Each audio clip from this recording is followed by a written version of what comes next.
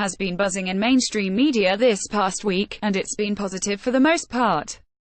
On March 21, Twitter and Square CEO Jack Dorsey stated that Bitcoin will become the world's single currency in 10 years or fewer. In correspondence with The Times, on March 22, it was reported that the newly appointed head of the People's Bank of China (PBOC) stated that Bitcoin provides freedom to users in an interview with local media. Finally, the G20 meeting in Argentina that took place on March 19–22 concluded that cryptocurrencies do not warrant the regulation that some countries are calling for.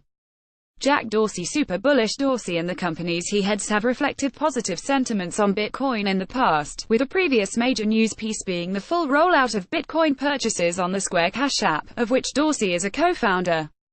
At the beginning of 2018 allowed all its users to purchase up to $10,000 worth of Bitcoin weekly, in addition to its normal fiat services. Following from that, Dorsey has made his super bullish views on Bitcoin even clearer in correspondence with The Times this week. He stated Bitcoin will be the internet's single currency within 10 years. The world ultimately will have a single currency. The internet will have a single currency. I personally believe that it will be Bitcoin. This would happen, probably over 10 years, but it could go faster. Regardless of how plausible that statement is, and it would certainly be questionable for even the more ardent Bitcoin maximalists, the fact that a mainstream figurehead such as Jack Dorsey is going to those lengths to endorse Bitcoin is worth noting. Dorsey is one of the few figureheads that has a platform both in emerging technologies, as well as the mainstream media. He concludes by recognizing the role of Bitcoin's scaling solutions, i.e. the Lightning Network, in this evolution, stating that while it's still slow and costly, relative to how it could be, the technology to solve these issues are in development. New PBOC head positive on Bitcoin. Ye Gang at the World Economic Forum in 2013. According to a CCN article, the new head of China's central bank, PBOC, Ye Gang, has stated that Bitcoin is a currency that provides freedom to anyone that uses it. Having the PBOC operating under Ye Gang's leadership could spell a change in policy for China's fairly strict approach to cryptocurrency up until now. Further investigation into the matter clarifies that these statements were issued in 2013 when Ye Gang was the head of State Administration of Foreign Exchange.